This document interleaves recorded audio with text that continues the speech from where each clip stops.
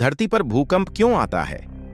भूकंप एक प्राकृतिक आपदा है जो पृथ्वी की सतह पर अचानक और तीव्र कंपन के रूप में महसूस की जाती है। यह तब होता है जब पृथ्वी के अंदर ऊर्जा का तीव्र और अचानक विमोचन होता है, जो भूकंपीय तरंगों के रूप में सतह तक पहुंचता है। भूकंप के कई कारण हो सकते हैं और इसे समझने के लिए हमें पृथ्वी की संरचना और भूगर्भीय प्रक्रियाओं पर ध्यान देना होगा। पृथ्वी की संरचना पृथ्वी को मुख्य रूप से 4 भागों में विभाजित किया गया है। 1. भूपर्पटी क्रस्ट। यह पृथ्वी की सबसे बाहरी परत है जो ठोस चट्टानों से बनी होती है। 2. मृदा आवरण मैंटल। यह भूपर्पटी के नीचे की परत है जो अर्ध तरल और गर्म होती है। 3. बाहरी क्रोड आउटर कोर।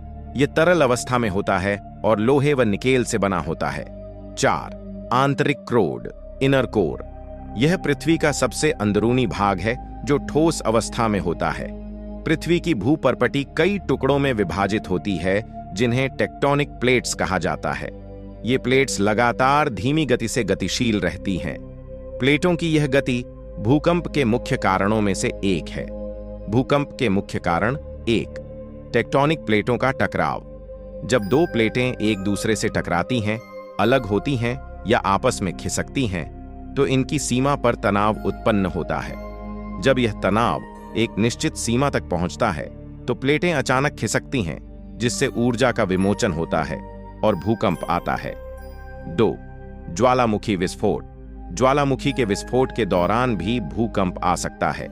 जब मैग्मा धरती की सतह के पास आता है तो यह कंपन पैदा कर सकता है, जिसे भूकंप कहा जाता है। 3. भूस्खलन लैंडस्लाइड्स। भारी बारिश, बर्फ पिघलने या मानवीय गतिविधियों के कारण भूस्खलन होता है जो भूकंप का कारण बन सकता है। यह आमतौर पर छोटे पैमाने पर होता है। 4. मानवीय गतिविधियां। मानव द्वारा की गई गतिविधियां भी भूकंप का कारण बन सकती हैं, जैसे खनन, माइनिंग, बांध निर्माण, परमाणु परीक्षण। इन गतिविधियों से धरती के अंदर दबाव बढ़ता है जो भूकंप का कारण बन सकता है। 5.